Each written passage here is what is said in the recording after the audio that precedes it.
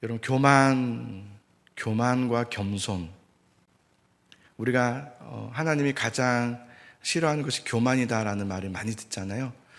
교만이라는 것은 단지 잘난 체를 하는 것을 말하는 게 아니라 하나님을 의지하지 않는 것을 말해요. 그러니까 어떤 환경과 상황에 스스로 생각하고 또 스스로 그 일을 해결해 가려고 하는 것. 하나님을 의지하지 않고 내가 스스로 그 문제를 해결하려고 하는 그것이 교만이에요. 그럼 반대로 겸손이라는 것은 그냥 겸양지덕? 아니에요. 저는 잘 못해요. 저는 아무것도 아니에요. 이런 게 겸손이 아니라 하나님밖에 없음을, 나에게는 하나님밖에 없음을 고백하고 하나님만을 의지하는 것. 그게 겸손이죠. 그래서 여러분, 사탄은 우리에게 그래서 교만하기 위해서 하는 방법 중에 하나는 뭐냐면 우리를 두렵게 해요. 염려하게 하고 근심하게 해요. 그래서 이 문제를 빨리 해결해야 될 것 같은 조급한 마음이 들게 되는 거죠. 거기서부터 교만이 나와요. 이 문제 일단 지금 기도고 보고 빨리 이 문제를 빨리 해결해야 되겠다. 이렇게 사람을 찾고 또 해결 방안을 찾아가는 것. 그래서 내가 그것을 해결하려고 하는 그것이 교만으로 이렇게 나오기 시작하죠. 그래서 그걸 유도해요. 사단은 두렵게 하고 염려하게 하고 근심하게 해서 유도해서 교만에 빠지도록, 너가 모색하고 그 일을 해결하도록 교만에 빠지도록 유도한다는 것. 그래서 여러분, 우리가 아무리 지금까지 내가 하나님의 은혜를 의지하면서 왔다 할지라도, 지금까지는 잘했다 할지라도 99%까지는 잘했어요. 그렇다 할지라도 그 마지막 1% 있잖아요. 99%는 잘했지만 1%에서 우리가 이제는 내가 하고 싶은 대로 한번 해도 되겠지? 내 힘으로 해도 되겠지? 라고 하면 무너지더라고요. 신앙 원리가 그렇더라고요. 우리는 퍼센테이로 그래도 99%를 했으니까 감안해 주지 않을까 생각하지만 여러분, 신앙은 그렇지 않습니다. 신앙은 그렇지 않아요. 그건 세상 원리고요. 세상은, 하나님의 성경은 그렇지 않아요. 99%를 잘했잖아요. 1%까지 마지막까지 잘해야 돼요. 이게 참. 그래서 그래도 이 정도는 내가 해도 되지 않을까? 거기에서부터 실수가 나와요. 우리가 어떻게 그렇게 살겠어? 그냥 이 정도는 내가 해도 되겠지 해서 무너지는 거예요. 역대하를 우리가 살펴보고 있는데요, 남유다 역대 왕들을 살펴보면 어떤 왕들은 처음부터 잘해요. 하나님 앞에 의지하면서 말씀대로 규례대로 잘 행해요.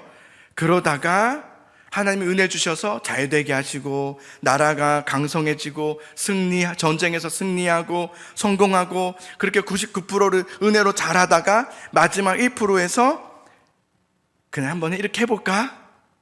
이 정도야 어때? 내가 지금까지 그래도 잘했는데 라고 하면서 그 1%에서 하나님이 아니라 우상을 받아들이고 하나님이 아닌 다른 것을 의지하고 그것을 따라감으로 무너지고 있는 것을 우리는 역대하를 통해서 계속 살펴보고 있어요.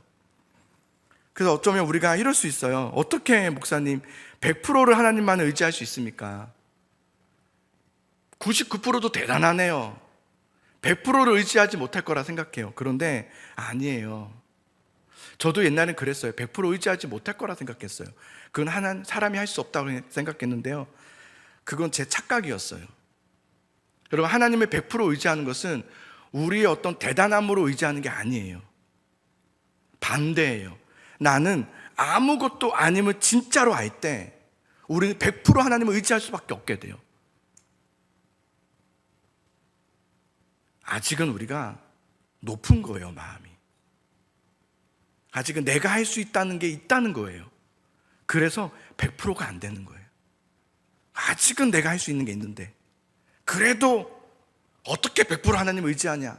라는 말들이 우리 안에 아직은 교만함이 있다는 거죠. 그래서 여러분, 신앙의 척도, 신앙의 성장했다는 척도가 무엇일까를 고민해 봤거든요, 말씀을 준비하면서. 근데 이런 제 스스로의 결론이 나왔어요. 신앙의 성장의 속도는 영적인 대단함이 아니에요.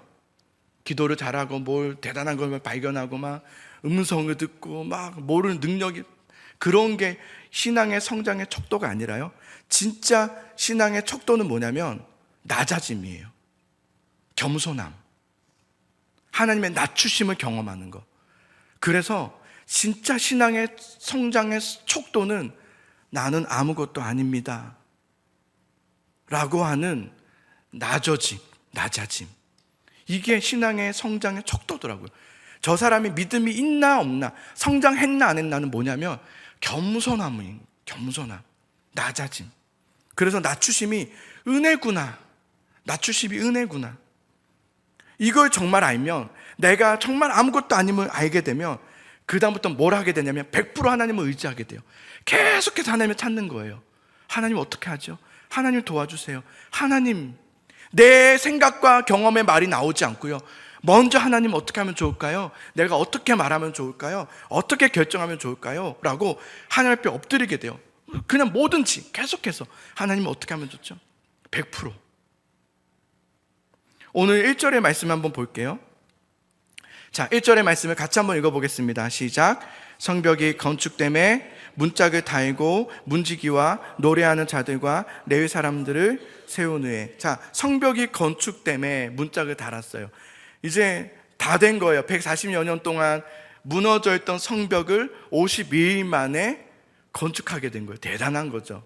이 짧은 시간 안에서 이렇게 완공되었다. 많은 공격들이 있었잖아요. 그런데 그런 공격에도 불구하고 이 성벽 재건이 52일 만에 완성됐다는 것은 하나님의 은혜가 아니고서는 불가능하다는 말을 하는 거예요. 그죠?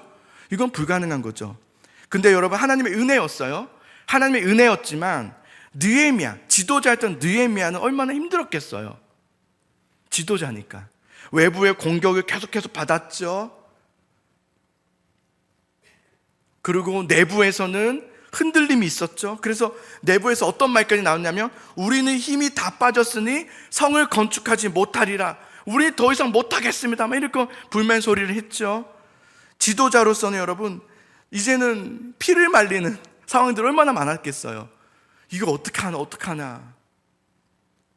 그런 천신맞고 끝에 그럼에도 불구하고 하나님의 은혜로 성벽 재건은 완공돼요. 그런데 그만큼 느헤미야는 힘들었을 거예요. 제가 목회자라서 그런지 모르겠지만 느헤미야 마음이 좀 느껴져요. 힘들었겠다. 얼마나 힘들었을까. 남들이 알지 못하는 힘듦이 얼마나 있었겠어요. 어려웠겠다. 지쳤겠다. 저보다 훨씬 더, 그죠? 힘들지 않았겠어요? 어느 누구보다 가장 힘들지 않았겠어요? 탈진 상태였을 것 같아요. 완공됐을 때 여러분, 기뻤지만 다시는 못하겠다. 우리 그럴 때 있죠? 다시는 못하겠다, 그죠? 그럴 때 있단 말이에요. 아마 그랬을 거예요. 은혜는 맞는데 다시 하라면 못하겠다. 아마 느헤미야가 그랬을 거예요. 다시는 못했을 거예요. 다시는 못해. 얼마나 지쳤을까. 성벽 재건이 완공되었으니 여러분, 긴장감이 풀렸을 것 같고요. 긴장감이 풀리면 아프죠. 그 긴장감이 풀리면 아프고, 그래서 여행 다녀오면 왜 아픈지 아시죠? 긴장감이 풀리니까 이제 갑자기 아픈 거예요. 막 아프고, 막 감기 걸리고, 막 면역력이 약해지고, 긴장이 풀리니까 좀 쉬고 싶었을 것 같다는 생각이 들었어요. 느헤미야, 이제 좀, 여러분 이제 수고하셨습니다. 저는 조금만 좀 쉬고 오겠습니다. 저 이제 아니면 페르시아로 잠깐 좀 다녀오겠습니다. 뭐 이럴 법도 한데, 느헤미야가요, 제가 이거 보면서 영적 긴장감을 풀지 않아요. 풀지 않고 성벽 재건이 다 완공됐잖아요. 그런데 느헤미야를 보니까 성벽 재건이 완공됐다고 끝난 것이 아니구나라는 걸 알았어요. 이제 진짜 재건이 필요했어요. 성벽 재건 다음에 진짜 재건. 성벽 재건은 이제 표면적인 것이었고요, 이제 진짜 재건이 필요했던 거예요. 그 진짜 재건이 뭐였을까요?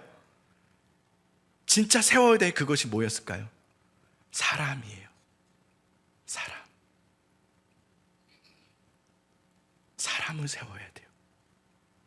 건물이 세워졌다고 여러분, 성벽을 높이 세웠다고 해서 외부의 공격에서는 조금 덜 공격을 받을 수 있겠지만, 겉만 번지르르하게 세운다고 해서 하나님 나라의 공동체가 되는 것은 아닙니다. 중요한 것은 그 건물 안에 있는 누굴까요? 사람입니다. 그 건물 안에 사람이 중요합니다.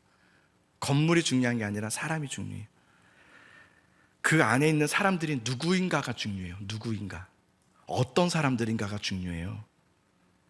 교회는 머리가 누구십니까? 예수 그리스도. 왜 이렇게 힘이 없으세요? 식사하셨다면서요? 교회의 머리는 누구십니까? 예수 그리스도.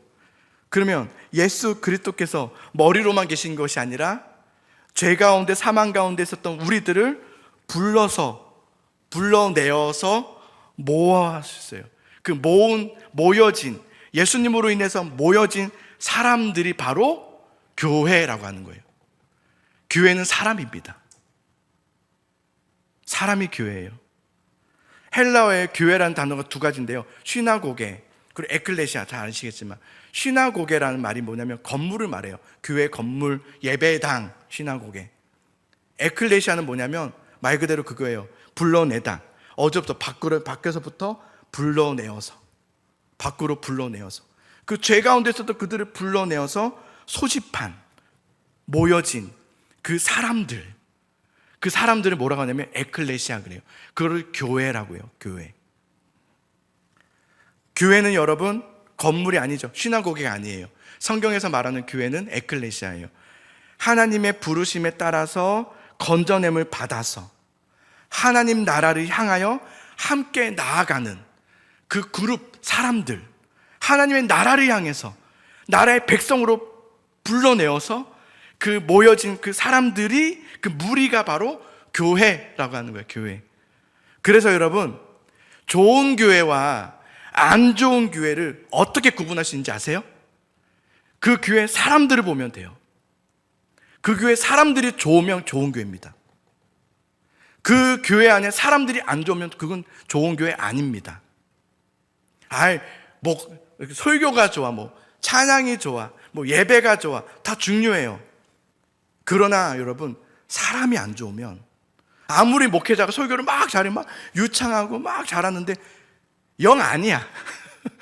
이 내려오면 영 아니야. 같이 밥도 먹고 싶지도 않고 그냥 말만 하면 이상한 말을 하고, 설교 다녀서만 할렐루야 이렇게 하지, 내려오면 이상한 말만, 험담만 하고 맨날 불평만 하고. 그러면 그 목회자는 좋은 목회자 아닙니다.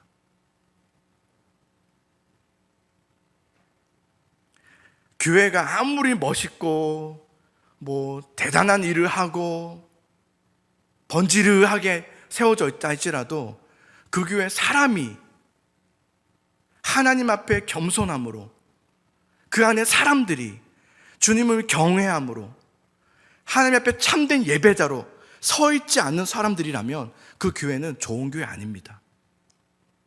그 교회는 하나님께서 복을 내려주지 않습니다. 그 교회는 교회가 아니거든요. 사람의 그런 교회 있을 수 있죠. 사람들의 모임인 교회가 있단 말이에요. 동호회처럼 사람 좋은, 그냥 재미있는, 편의를 제공받을 수 있는 그런 교회들은 얼마든지 있죠. 사람이 중요합니다. 느헤미야는 성벽 재건을 다 마친 후에 다 끝났잖아요. 우리 같으면 끝났다, 이제 좀 쉬자 이럴 수 있단 말이에요. 이제 우리 좀 놀자 이럴 수 있는데, 뭘 하냐면 가장 첫 번째, 성벽 재건을 한 다음에 사람을 세웁니다. 아주 중요한 오늘의 대목이에요. 하나님 나라의 공동체, 은혜 공동체, 말씀 공동체, 이 공동체를 세우기 위해서 아마 여러분 다 그런 꿈을 같이 꾸고 있는 거 아닙니까? 우리 은혜 공동체를 세우자, 말씀 공동체를 세우자. 그럼 말씀이 좋으면 말씀 공동체가 되는 겁니까? 예배가 은혜로 오면 그게 은혜 공동체입니까? 반드시 말씀의 사람이 있어야 되고 사람들이 은혜로워야 돼요. 그래야 그 교회가 말씀 공동체고 은혜 공동체예요. 그 공동체가 사는 거예요. 아무리 건물이 좋아도, 편의시설이 아무리 좋아도, 우리 교회 불편함도 있죠. 다른 교회는 더 이런 게 있더라 그럴 수 있단 말이에요. 그게 아니에요. 사람들이, 그 안에 모여있는 건물 안에 사람들이 하나님 앞에 서 있질 않으면, 정말 하나님 앞에 깨어있질 않으면 그 공동체는 하나님 나라가 공동체가 아닙니다. 자, 1절과 2절을 볼게요. 자, 1절과 2절입니다. 함께 있습니다. 시작. 성벽이 건축됨에 문짝을 달고 문지기와 노래하는 자들과 레위 사람들을 세운 후에 내 아우 하나니와 영문의 관원 하나냐가 함께 예루살렘을 다스리게 하였는데, 하나냐는 충성스러운 사람이요 하나님을 경외함이 무리 중에서 뛰어난 자라. 자, 먼저 성벽을 재건하고 이제 공동체를, 이제 교회를 세우는 거죠. 하나의 교회로 본다면 하나의 이제 은혜 공동체를 세우는 데 있어서 어떤 사람들을 세운지를 여러분 잘 보세요. 먼저 이제 리더들을 세워야 되는 거죠. 자, 리더들을 세우는데 잘 보시면 똑똑하고 일을 잘하거나 경험치가 많은 사람들을 세우는 게 아니에요. 뭐 아는 척하는 사람들 있잖아요. 아, 그거 이렇게 되고 저렇게. 막상 제가 사실 경험이 있는데요, 막상 일 시키면 잘 못해요. 그래요. 말을 막 하면 의외로 잘 못해요. 근데 누가 잘하냐면 할 수 있을까? 했던 사람이 되게 잘해요. 경험 있으시죠? 저는 교회에서 경험 많이 해요. 조용하게 못해요. 근데 그분이 잘하는데 막 그 겸손을 떨어서 못해요가 아니라 그분 정말 못하는 거예요. 그래서 뭐 어떻게 했을까요? 기도한 거예요. 하나님 도와주세요. 하나님, 내가 이 일을 감당할 수 없는데요, 은혜와 지혜를 주세요. 하나님이 은혜와 지혜를 주시니까 잘 돼요. 그걸 경험해요. 여기는 이제 잘한다고 내가 경험 있고 내가 막 이러고 있고 막상 하면은 뭔가 이렇게 잘 안 돼요. 이게 부딪힘이 있고 뭔가 삐거적거리고 막 그래요. 먼저 지도자를 세우는데 어떤 사람을 세우냐면 그런 사람 세우지 않아요. 말 잘하고 뭐 일 잘하고 경험들이 있고 뭐 학력이 좋고 뭐 똑똑하고 이런 사람을 세우는 게 아니라 누구를 세우냐면 하나님 앞에 충성되고 하나님을 경외하는 사람을 세워요. 하나님 앞에 충성되고 하나님을 경외하는 사람. 그래서 여러분, 좋은 교회는 누가 있는지 아세요? 좋은 사람들이 있다고 했잖아요. 그 좋은 사람들 위에 좋은 리더들이 있어요. 그게 좋은 교회예요.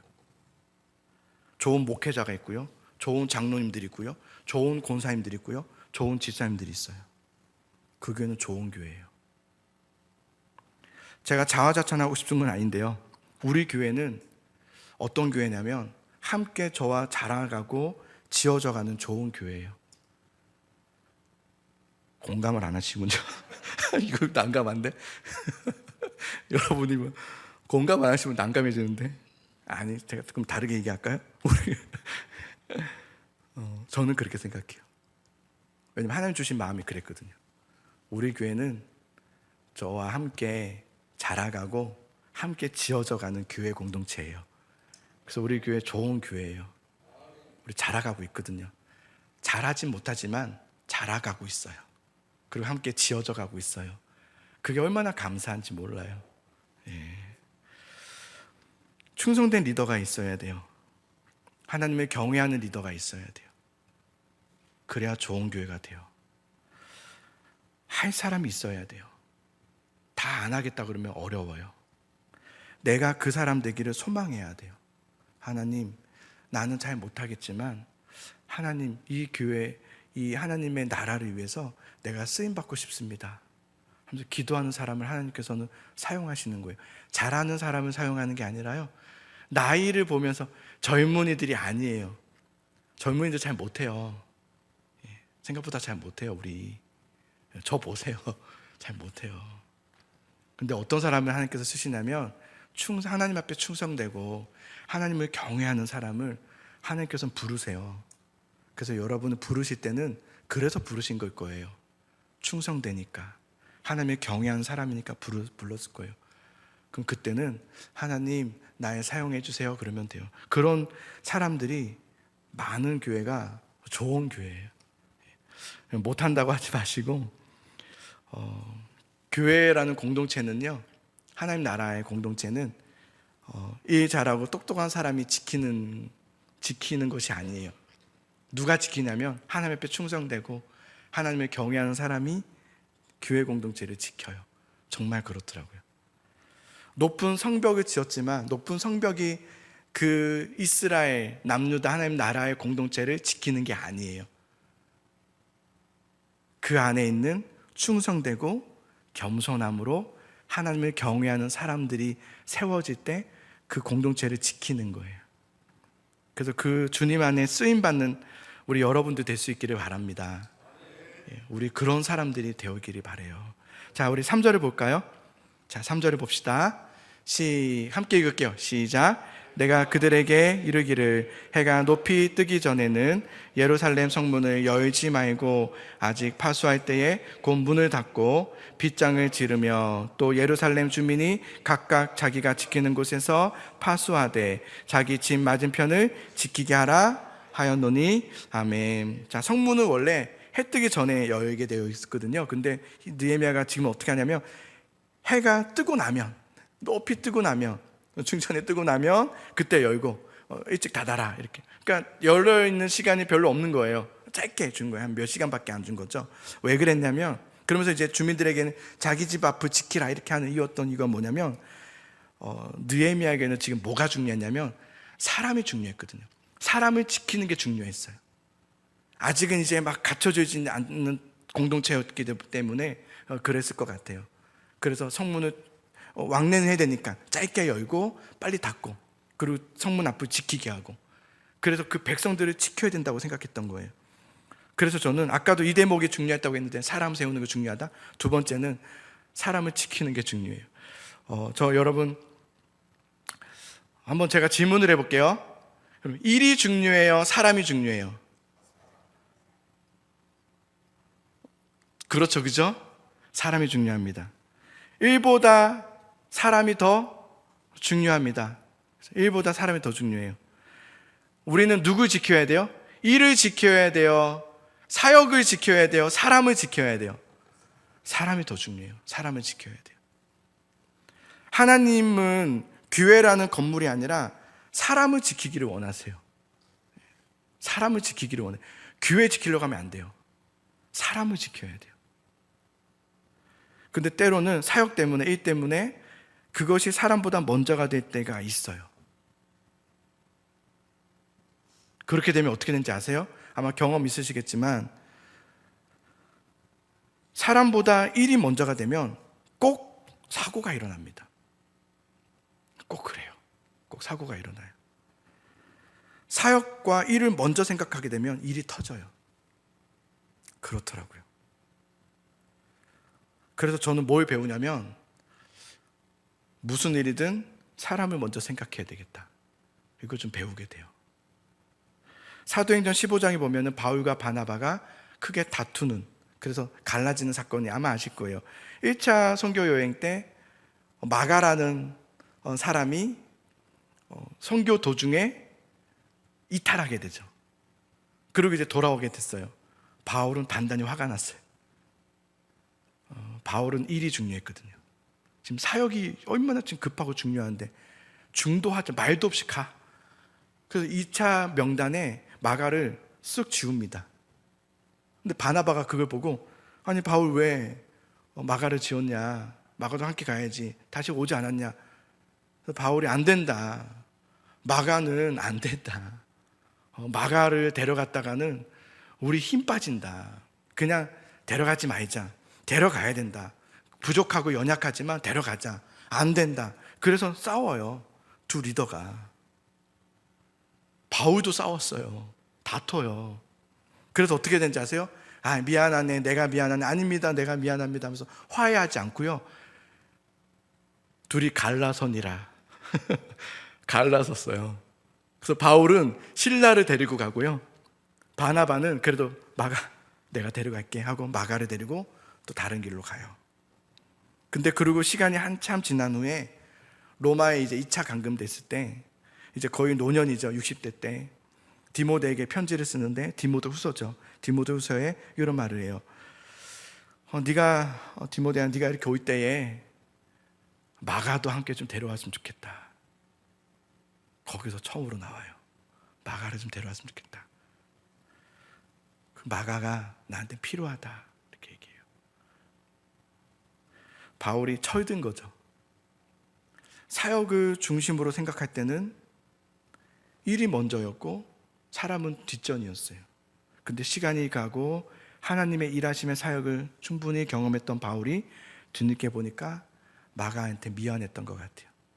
내가 참 젊었지, 혈기가 왕성했지, 마가 나에게 오렴, 이렇게. 그래서 사람이 더 중요하구나라는 걸 깨닫게 된 거죠. 느헤미야는 그런 면에서 저는 참 영적으로 성숙한 사람이었다라는 생각이 들었어요. 성벽을 다 재건하고 그가 가장 먼저 했던 것은 하나님 앞에 사람을 세우는 거였어요. 그것도 일을 잘하는 사람이 아니라 일을 잘하는 사람 세우고 싶었을 거예요. 나라를 한 번쯤 운영해 본 사람들, 그런 사람들 세우면 훨씬 좋겠죠.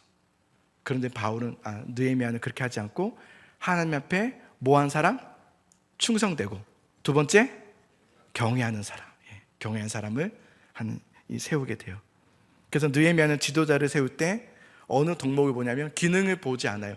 기능적인 면을 보지 않고 그들의 신앙을 보죠.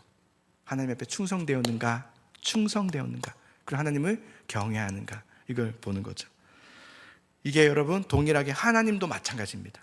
하나님도 우리를 이렇게 보시고 사용하실 때 기능적인 면을 보지 않으세요. 나이를 보거나 어떤 힘을 보거나 능력을 보지 않고 경험을 보지 않고요, 누가 나에게 충성되었는가, 그리고 누가 나를 의지하는가, 겸손하게 경외하는가, 이걸 보시면서 하나님은 그 사람을 사용하시는 거예요. 저는 우리 교회 안에 하나님께서 사용하시는 사람들이 많아지기를 간절히 소망합니다. 그렇게 사용되는 사람들이 많아졌으면 좋겠어요. 우리 모두는 다 하나님께 쓰임 받아야 돼요. 우리를 통해서 하나님께서 일하시도록 하셔야 돼요. 쉬려고 하시면 안 돼요. 주님 날 써주세요. 어떤 모양인지 모릅니다. 어떤 봉사를 하라는 말이 아니에요. 하나님께 쓰임 받으라는 거예요. 주님 날 써주세요. 겸손한 마음으로 주님을 의지하고 계세요. 그러면 기회가 주어질 거예요. 그때 쓰임 받으셔야 돼요. 교회일 수도 있고 다른 곳일 수도 있어요.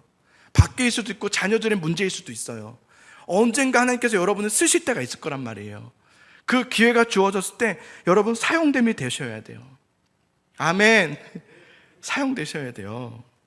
하나님께서 천지를 창조하시고 사람을 지으신 후에 이렇게 말씀하셨어요. 창세기 1장에 보면 이렇게 말씀하셨어요.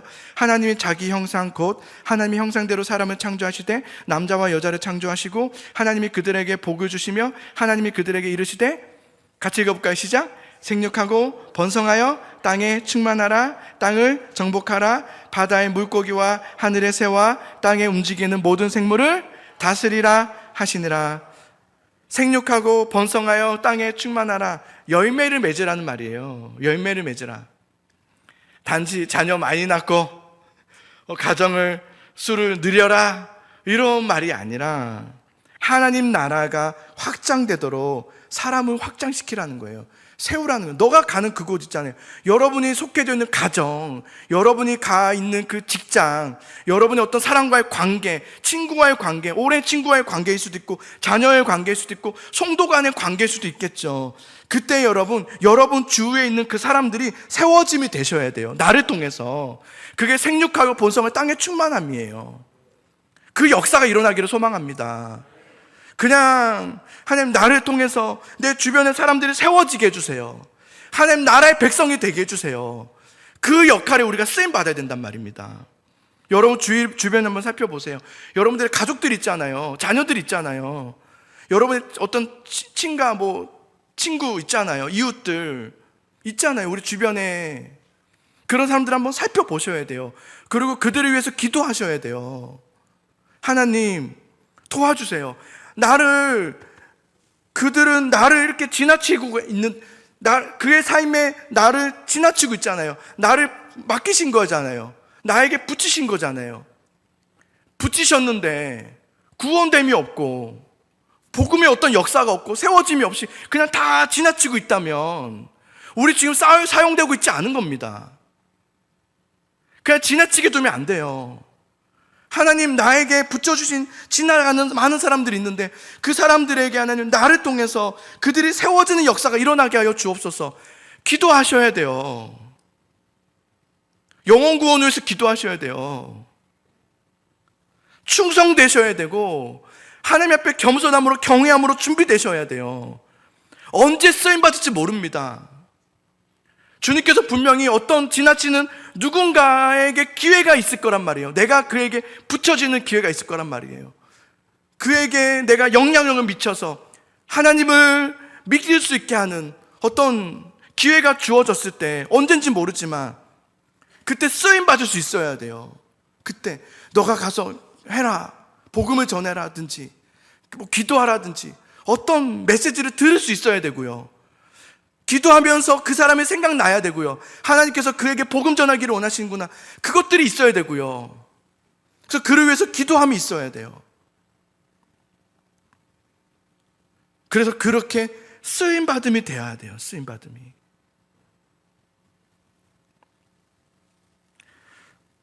작은 것에서부터 충성될 때예요. 작은 것에서부터 충성될 때.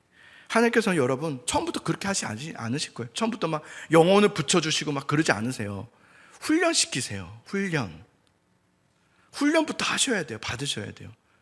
아, 오늘 그 말씀이구나, 그렇게 해야 되겠다. 이걸 안 해버리면 기회가 주어졌을 때 또 놓쳐버려요. 여러분, 지금까지 얼마나 많은 사람들이 나를 지나쳐 갔습니까? 얼마나 많은 사람들이 나를 지나쳐 갔는지 생각해 보세요. 세워보세요. 얼마나 많습니까? 그들에게 복음을 전할 기회가 분명히 있었을 텐데, 우리가 여러분 유창한 말로 복음을 전해야지만 그들이 막 그렇구나 감탄하고 오는 게 아니에요. 성령의 역사예요. 그냥 우리 교회 한번 갈래? 그 말 한마디, 어떤 기회가 주어졌을 때, 하나님께서 역사하실 때 그 말 한마디가 그에게 효력이 있는 거예요. 근데 그 타이밍을 놓쳐버리는 거예요. 왜냐하면 훈련받지 않아서 그래요. 들을 수 있는 훈련을 받지 못한 거예요. 하나님 앞에 작은 것에부터 순종을 하지 않은 거예요. 착하고 충성된 종이 되지 않은 거예요. 착하고 충성된 종이 되어야 돼요. 작은 일에 충성하였을 때 하나님께서는 본격적인 일을 맡기신다고 하셨어요. 그러면서 여러분, 오늘 한 가지 심오한 부분이 하나 있는데, 이거는 좀 어려운 부분인데요. 그러니까 뭐 이야기가 어렵다는 게 아니라 받아들이는 부분에서 좀 어려울 수 있는데요.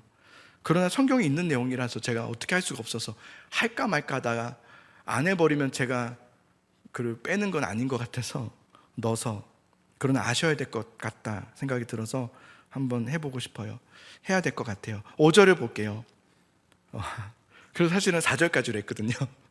근데 안 되겠어요. 자, 5절 한번 같이 읽어볼게요. 5절입니다. 시작. 내 하나님이 내 마음을 감동하사 귀족들과 민장들과 백성을 모아 그 계보대로 등록하게 하심으로 내가 처음으로 돌아온 자의 계보를 얻었는데 거기에 기록된 것을 보면, 자, 이제 그 4절까지 하고 나서 이제 성벽을 세우고 사람을 세우면서 이제는 거기에 이제 모여진 그 안에 은혜 공동체에 속하여져 있는 그 사람들의 계보, 명단들이 이제 쭉 이제 5절부터 시작해서 이제 쭉 나오는 거예요.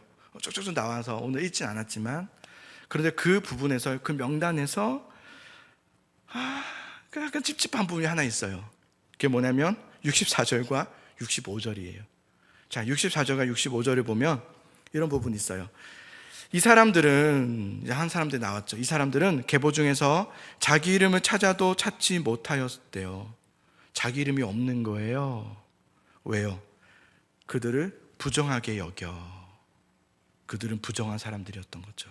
그래서 제사장의 직분을 행하지 못하게 하였고요.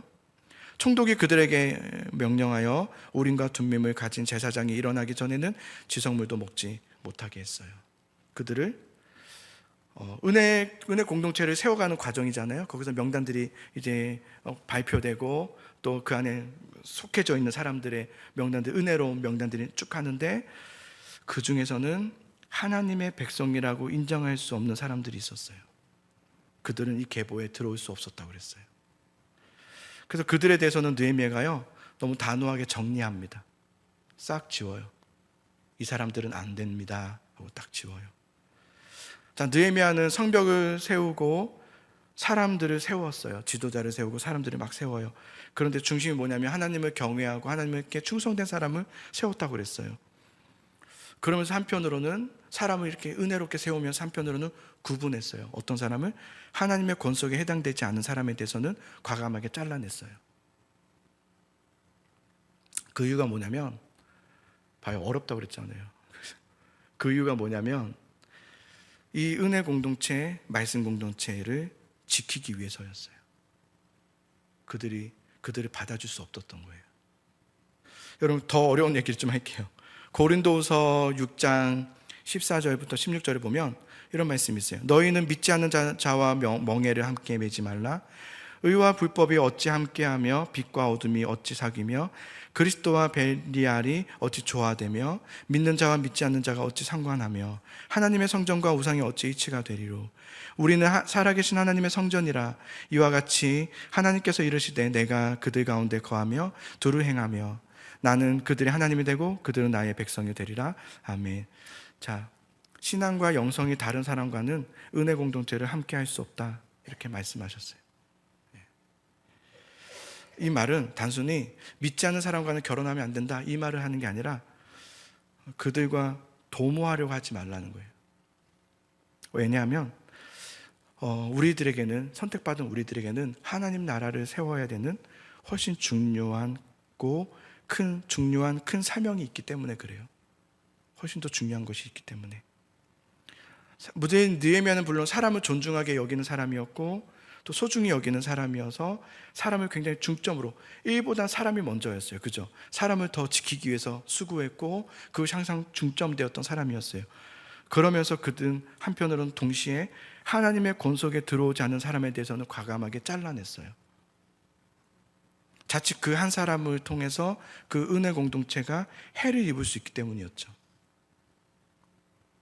이건 여러분, 왜 우리가 이것을 받아들이기 어렵냐면 이렇게 생각하기 때문이에요. 우리는 잘났고 너희는 잘못됐다라는 어떤 구분으로 말하는 것이 아니라 소중하고 정말 우리가 지켜야 될 것들을 지키기 위해서. 근데 제가 이제 여기까지 이제 어제까지 말씀을 딱 하고 찝찝한 거예요. 아, 이거 어떡하지? 지금 여러분 표정처럼 이제 심각해진단 말이에요. 이거 그러면 목사님 날 자르면 어떡하지? 누굴 자르나? 이렇게 생각하면 어떡하지? 그리고 이 말씀을 내가 어떻게 이해하고 설명하면 좋을까? 이런 고민이 계속 됐어요. 하나님 어떻게 이걸 이해해야 됩니까? 그렇다고 해서 우리가 저 사람 자르자 하면서 쫓아내자 이러면 안 되는데, 그런 일이 일어나면 어떡하죠? 걱정도 되고 고민도 되고 그랬어요. 그러다가 역대기의 히스기야 왕의 모습을 보면서 하고 알게 됐어요. 왜냐면 히스기야의 얘기는 제가 생략하고요. 우리가 다 보고 계시니까 구분이 필요하구나라는 생각이 들었어요. 구분이 필요하구나. 뭐냐면 여러분, 나와 생각이 다르다고 내 성향과 좀 다르다고 있어요. 내 생각과 다른 사람이 있고 성향이 다른 사람이 있고요. 또 내가 하는 말에 반대하는 사람이 있어요, 없어요? 있어요. 나와 안 맞는 사람 있어요, 없어요? 있어요. 저 사람 왜 저런지 모르겠어, 이런 사람이 있단 말이에요. 그런 사람을 내가 나와 좀 다르다고, 나와 좀 맞지 않는다고 해서 저 사람은 잘라내자, 저 사람 멀리하자, 이렇게 구분 지으면 안 돼요. 이건 안 돼요. 여러분, 연약함에 대해서는 절대로 잘라내시면 안 돼요. 그건 죄입니다. 나랑은 맞지 않는다고 해서 구분 지어버리거나, 나랑 좀 이렇게 성향이 안 맞다고 해서 멀리 해버리거나, 그 그룹에서 못 들어오게 한다거나, 그건 죄입니다. 그건 큰 죄입니다. 예수님께서 말씀하셨어요. 연약한 자들에 대해서는 7번이라도 70번까지라도 용서하라고, 끝까지 하라는 거예요. 그건 우리 끝까지 해야 되는 겁니다. 언제까지? 끝까지 해야 돼요. 저 사람이 바뀌고 안 바뀌는 상관없습니다. 우리의 몫이에요. 끝까지 용서하고, 끝까지 용서하고, 또 용서하고, 또 용서하고, 저 사람 안 되네, 또 용서하고, 안 될 줄 알면서도 용서하고, 그게 우리들의 할 몫이에요. 우리가 해야 될 건 뭐냐면 여러분, 그들을 향해서 용서하는 거, 그 다음에 그를 향해서 축복하는 겁니다. 아멘. 축복하는 거예요. 그를 향해서 축복하는 거예요. 제가 이렇게 깨달으면서 안심되었던 건 뭐냐면, 여러분 제가 안심시켜 드릴게요. 우리 안에는 연약함이지 잘못됨 아닙니다. 그러니까 안심하세요. 그러니까 이렇게 의심의 눈초리를 쳐다보지 마세요. 저 사람 혹시 그런 사람 없는 것 같아요. 제가 일단 볼 때는. 그러니까 그럴 필요 없고요. 안심하시고 용서하시고요, 사랑하시고요, 축복으로 대하기를 축복합니다. 축복 기도하십시오. 그를 향해서 용서 기도하십시오. 교회 안에 용서가 있고 사랑이 있고 축복이 넘치잖아요. 그러면 그 교회 안에는 기쁨과 평강과 즐거움과 기쁨이 넘치게 됩니다. 믿으십니까? 반드시 그렇습니다. 이것이 교회만이 아니라 가정도 마찬가지고요, 여러분의 직장도 마찬가지고요, 사람과의 모든 관계도 똑같습니다. 용서하십시오. 그리고 축복하십시오. 그래서 여러분 주위의 사람들을 보면서 그 사람들이 나를 통해서 세워질 수 있도록 격려하시고 사랑해 주시고 이해해 주시고 그리고 가서 좀 덮어주시고 그럴 수 있단 말이에요. 덮어주시고 안아주시고 다가가 주시고, 그게 여러분 교회 공동체의 진짜 모습입니다. 그게 예배 공동체의 모습이에요. 그게 은혜의 공동체의 모습이고요, 그게 말씀 공동체의 모습입니다. 믿으십니까? 그거예요. 예배 잘한다고 예배 공동체 아니에요. 말씀 많이 한다고 말씀 공동체 아니에요. 뭐 목사님이 맞는 말씀 하신다, 그렇다고 말씀 공동체 아닙니다. 우리 예배에는 은혜가 있어요. 그렇다고 은혜 공동체가 아니에요. 이 강단에서 예배 끝나고 나서부터예요. 그러고 나서부터 우리가 어떻게 사람들을 바라보고 연약함을 어떻게 좀 대하고 그 성숙함 좀 다르다 할지라도 그것을 품어줄 수 있는, 이해해줄 수 있는 그런 마음, 그게 여러분 예배 공동체예요. 그게 진짜 예배 공동체예요. 그래서 생육하고 번성을 땅을 충만하라는 그 말씀이 우리 안에서부터 이루어지기를 소망하고요, 우리 교회가 그런 교회 될 수 있기를 간절히 소망합니다. 여러분 한 사람 한 사람을 통해서 다른 사람들이 살아나고요, 나 한 사람 한 사람 통해서 내 주변의 사람들이 살아나는 역사가 일어나기를 소망합니다.